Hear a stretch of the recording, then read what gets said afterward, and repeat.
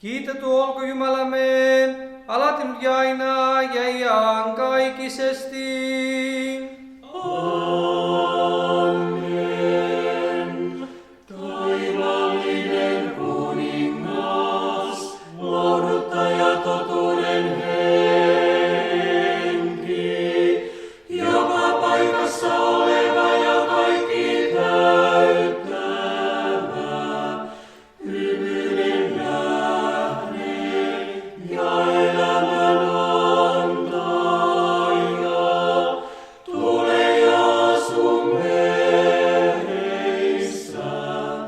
ja puhdista meidät kaikesta synnin pahuudesta sekä pelasta, oi hyvä meidän sielumme. Niin isä Vesa, mikä ristisaatto oikein on?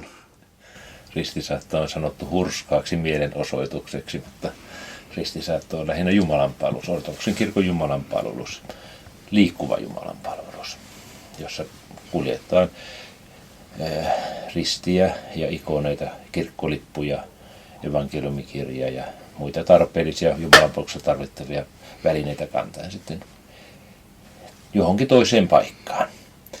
Nämähän liittyy monta kertaa tämmöiseen kirkkojen temppelijuhliin, praasniekkoihin, joissa mennään vedenpyhitykseen läheiselle joelle tai järvelle, tai sitten hautausmaalle myöskin toimittamaan muistopalvelusta. Sitten pitempiä ristisaattoja on kirkon historiassa tehty jo vuosisatoja, vuosituhansiakin sanotaan. Että ihmiset ovat halunneet toimia myöskin ja kirkkorakennusten ulkopuolella, ja kun kuljetaan jossakin, matkustetaan, niin se aika käytetään hyödyksi, eli rukoukseen. Tärkeää nähdä, että tämä ei ole mitään patikointia pelkästään, vaan aina kun ristisaatto liikkuu, niin siinä on Jumalan palvelus ikään kuin päällä. Että askeltakaan ei oteta ilman rukousta. Sitten tietenkin kun pitää levätä, niin sitten voidaan hutvettaa jotakin muutakin asiaa. Tai asiatontakin. Ristisaatossa kirkko tulee ulos maailmaan, voisi sanoa. Vähän niin kuin kirkon seinien ulkopuolelle. Luonnon pyhittäminen on osa kirkon toimintaa. Millä tavalla luonnon ja ihmisen välinen yhteys näkyy ristisaatossa? Niin, Jumala on luonut tämän maailman ja siihen maailmaan myöskin ihmisen. Ja me olemme hyvinkin läheisessä yhteydessä juuri tuolla vaeltaessamme tämmöisen luonnon, Jumalan luoman luonnon ja sen kauneuden kanssa. Tietenkin ristisaattoon kun liittyy tämmöiset vedenpyhitykset ja Jumalan kiittäminen kaikista niistä hyvyyksistä, mitä hän meille on antanut, niin ne korostuu siinä vaelluksessa. Pyhä Herran profeetta Elia rukoili Jumalaa meidän puolestamme. Pyhä Herran profeetta Elia rukoilee Jumalaa meidän puolestamme. Kunnia olkoon Isälle ja Pojalle ja Pyhälle Hengelle. Nyt aina ja iankaikkisesti. Aamen. Rukoile Jumala meidän puolestamme, Pyhä Herran profeetta Elia, sillä me hartaasti käännymme sinun puolesi. Oi joutuisa auttajamme ja meidän sielujemme esirukoilija. Millä tavalla ristisaatto eroaa niin sanotusti tavallisesta Jumalan palveluksesta? Tavallisessa jumalanpalveluksessa, ortodoksessa jumalanpalveluksessa me kuitenkin niin kuin ihmisenä, koko ihmisenä osallistumme siihen palvelemiseen. mutta tavallisessa normaali kirkossa tapahtuneessa jumalanpalveluksessa yleensä hiljennytään, pysähdytään, seistään paikallaan ja keskitytään siihen rukoilemiseen.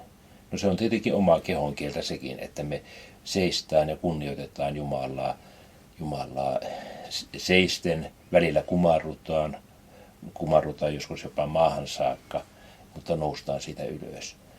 Eli tämä on niin kuin tavallaan pysähtynyttä, keskittynyttä hartauden harjoittamista, kirkoissa tapahtuva Jumalan palvelus.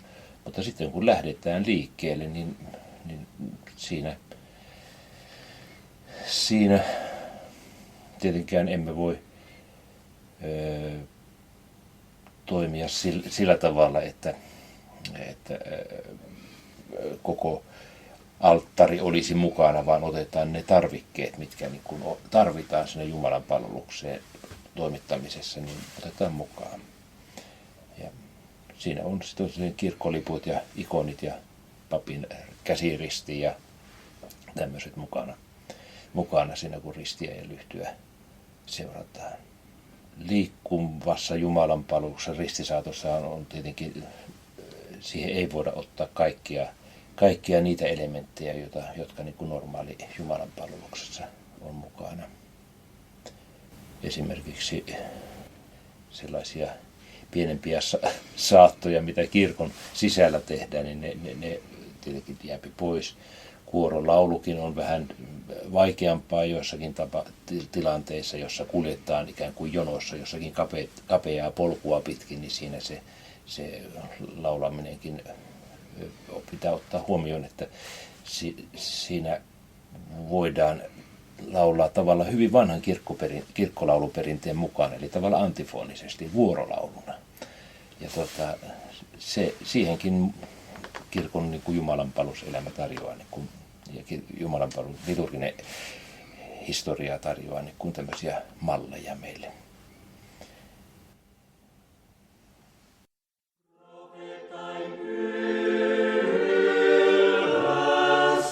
Kristuksen tulemisen toinen edelläkävijä, enkeliassa ja Elia, lähetti ylhäältä Elisalle armon parantaa sairaita ja puhdistaa viallisia. Niin niillekin, jotka häntä kunnioittavat, hän parannusta odottaa.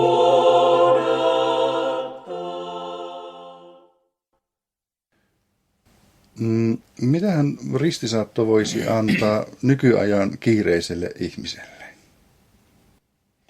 Niin, kirkossahan keskitytään ja hiljennytään.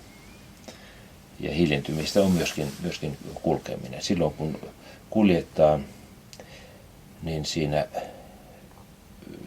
kun siinä kulkemiseen liittyy rukoileminen, niin siinä saadaan niin kuin jollain tavalla kaksi asiaa yhtä aikaa. Tavallaan tämmöinen fyysisen kunnon ylläpitäminen ja joskus jopa kohottaminenkin, kun riittävän pitkään vaelletaan.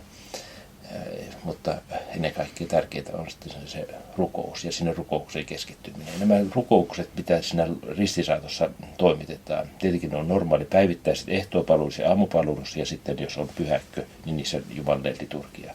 Mutta sen lisäksi toimitetaan yleensä vaelluksen aikana rukouspalvelusta.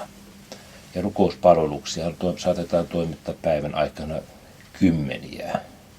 Ja niissä on hyvin paljon semmoisia toistuvia elementtejä, lauselmia, joita toistetaan ja sillä tavalla ne iskostuvat niin kuin ihmisten mieliin. Ja kenties sitten kun sitä joku on tullut ristisaatosta, on muutaman päivän vaeltanut ristisaatossa ja sitten menee kotiinsa ja istahtaa työpöytänsä ääreen, niin saattaa, että nämä samat lauselmat tulevat mieleen ja tällä tavalla tämä hedelmää kantaa tämä vaelluskin sitten.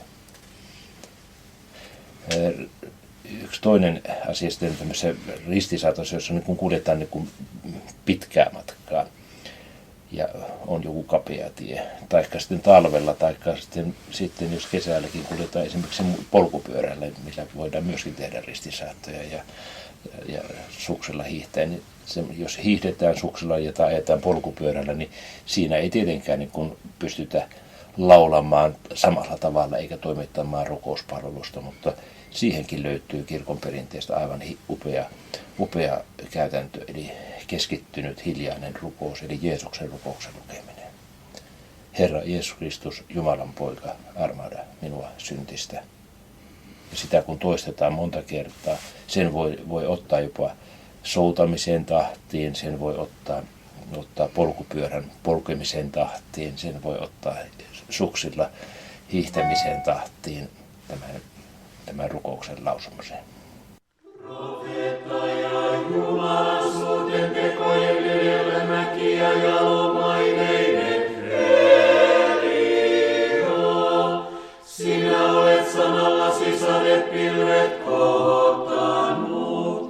Rukoile puolestamme ainoata ihmisiä rakastavaa.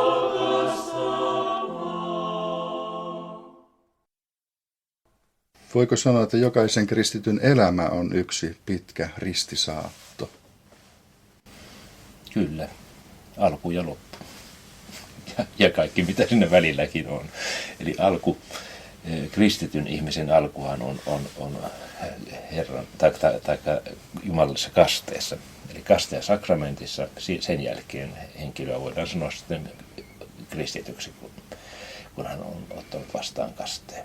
Ja kastetoimitukseen liittyy juuri, että välittömästi kasteen jälkeen niin kuljetetaan kastettavaa 3 kertaa kasteastian ympäri. Ja siinäkin pappi kantaa ristiä ja evankeliumikirjaa edellä. Eli tämä on niin ihan selvä alku sille, että elämä on, tai sen tulisi olla, ristin seuraamista. Ja ristihän ei tietenkään aina ole sitä, että niin kuin me monta kertaa miellämme sen, että se on niin kuin semmoinen ikävä, raskas, painava, synkkä. Mutta ristin kautta kirkon rukousten mukaan tuli ilo maailmaan. Ja kun me ristiä seurataan, me näemme siinä ristissä sen ristin pelastavan voiman, eli tavallaan tyhjän ristin, joka muistuttaa siitä, että kuolemasta on saatu voitto. Kristus on ylösnoussut. Hän on voittanut kuoleman. Ja tietenkin kristityn ihmisen, no se ei ole tietenkään kristityn ihmisen viimeinen vaihe ei ole kuolema, koska kuolema on jo voitettu ja elämä jatkuu kuolemankin jälkeen.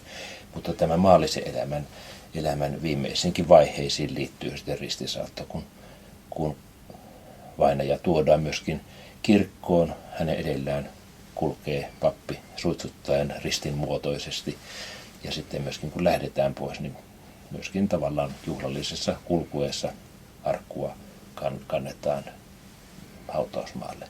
Ja sinnekin pannaan sitten vielä muistutukseksi tästä vahvasta ylösnousemususkosta niin risti tänne muistomerkiksi. Niin kuin se täällä Karjalassa on meillä hyvin niin kuin hienolla tavalla ovat nämä kauniit puuristit monissa kalmistoissa ja hautausmailla muistuttavassa tästä kuolemasta saadusta voitosta.